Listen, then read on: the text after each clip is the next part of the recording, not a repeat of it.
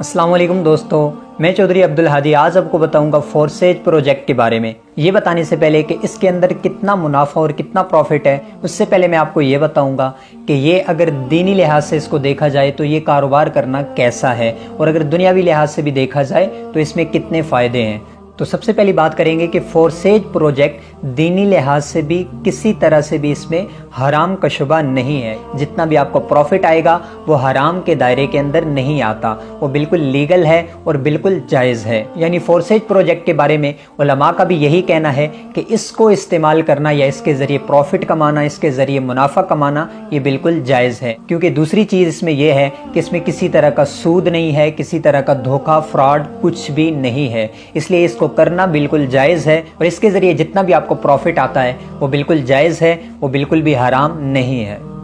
और अगर इसको देखा जाए दुनियावी लिहाज से तो फोरसेज प्रोजेक्ट के ऊपर काम करना आपके लिए क्यों ज़्यादा मुनाफे बख्श और क्यों फ़ायदेमंद है, उसकी सबसे बड़ी वजह यह है कि ये डिसेंट्रलाइज प्रोजेक्ट है, ये सेंट्रलाइज नहीं है। सेंट्रलाइज का मतलब ये होता है कि किसी भी कंपनी को ऊपर से हैंडल करने वाला कोई ना कोई एक बंदा बैठा होता है जो जब चाहे इसमें चेंजिंग कर सकता है, जब चाहे इसका प्रॉफिट कम कर सकता है, जब चाहे आपको जिस तरह से चलाना चाहे वो चला सकता है। लेकिन डिसेंट्रलाइज वो होता है कि वो एक दफ़ा जिसने डिज़ाइन कर दिया, जिसने बना दिया, जिसने जो इसका क्रिएटर है उसने एक दफ़ा इसको बना दिया, दोबारा वो खुद भी इसमें चेंजिंग नहीं कर सकता। हैकिंग क्रैकिंग की तो बात फिर साइड पे रह गई, क्योंकि डिसेंट्रलाइज ऐसा प्रोजेक्ट होता है जिसमें आप खुद उस चीज़ के मालिक होते हैं। आप जिस हद तक अपना कारोबार बढ़ाते हैं उसके आप खुद ही मालिक होते हैं, और इसके अलावा जितना भी इसका प्रॉफिट आता है वो सारा का सारा आपके अकाउंट में आता है, जिसके ज़रिए मतलब आप इजी पैसा या जायज़ कैश में उसको फौरी कैश पे हासिल कर सकते हैं।